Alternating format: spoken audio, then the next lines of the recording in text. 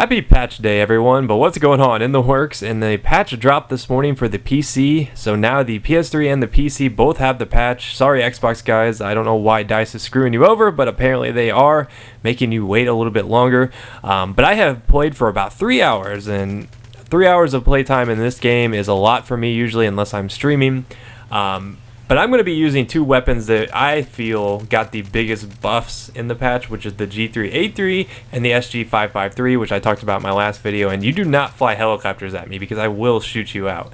But the G3, I'm using the heavy barrel on it just to kind of test it out, because you do get match ammo now, which I've talked about in past videos about how the match ammo basically extends the minimum or the maximum damage distance, so it makes it more effective at a medium range. And the G3 really benefits from that. It seems to be a lot more controllable now. It seems to have a lot better balance than it did before. But I'm not going to talk about weapon balance right off the bat. The one thing I want you to take away from this video is suppression. Because suppression is big in this game now. It is a huge factor. Like, if you're getting suppressed, you're not going to hit people. It's going to be so hard to hit people. I mean, if they're up in your face, yeah, you can hit them just because that's variant. You're obviously, randomized bullets spraying out of your gun. You're going to hit somebody sometime. But as far as accuracy goes, suppression destroys your accuracy so much more now. And that really bothers me. So you need to run squad cover. Don't everyone run it. At least someone in your squad needs to run squad cover.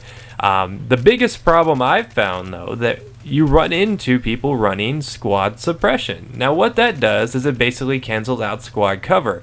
And by itself, suppression is super effective now. They've really increased the threshold of how you can get suppressed to the point where it is really difficult to aim. I mean, it's just as simple as that. If you are a sniper, you're going to see what I mean right off the bat. It is hard to aim when you're getting suppressed. So I am not happy about that, to be honest. I don't like complaining about video games because it's just a game. I just want to play the game. I don't make these videos to show any sort of skill. I just make them to share with you guys. I mean, I'm not trying to show off super skills.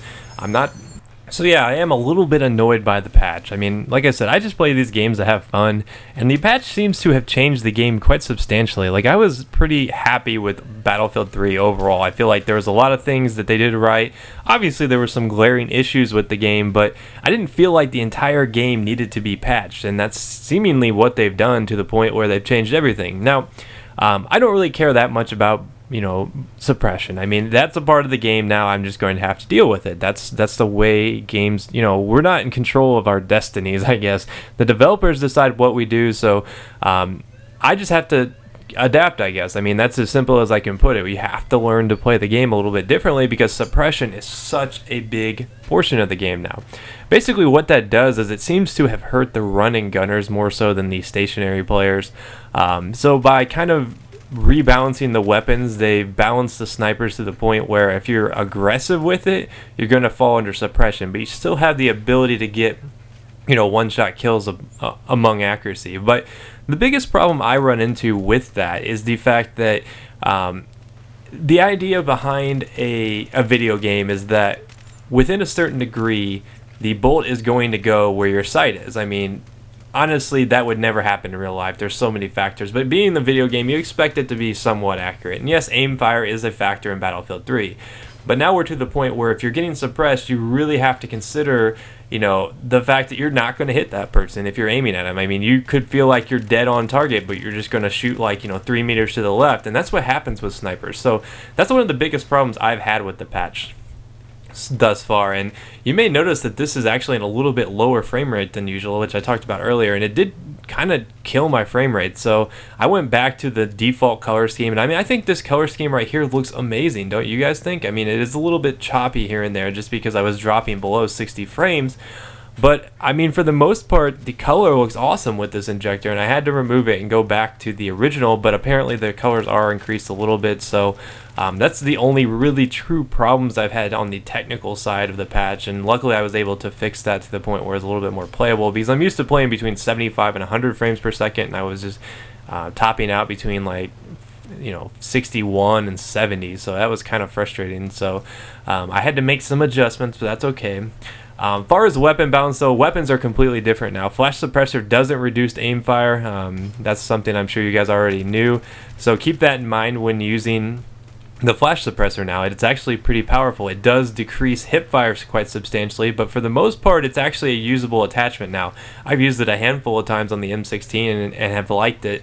But I mean, the biggest problem you run into now, like I'm gonna have to just drill this point home, is that with the M16 now, you have to be a lot more precise. And I mean, that's just part of the suppression thing, because if you get suppressed just in the slightest, just the slightest, like one bullet whizzes by your head, those M16 bursts aren't going to be anywhere near where you want them to be. They're going to be completely off target.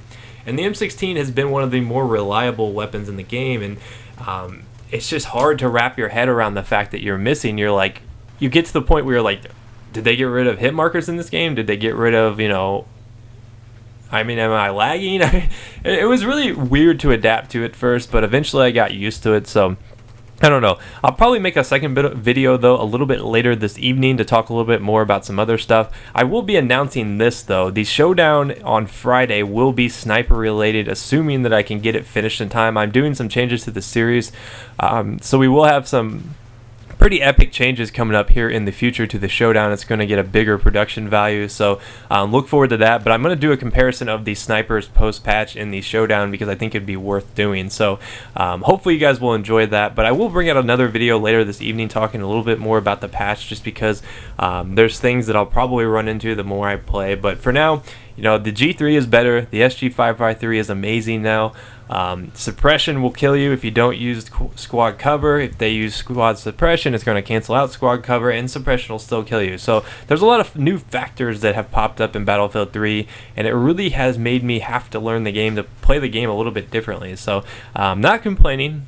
I'm just going to learn to adapt. That's my stance on the issue right now. Overall, I'm not a huge fan of the patch, but like I said, with time, hopefully I will get used to it and it won't be that big of an issue. But I will see you guys later.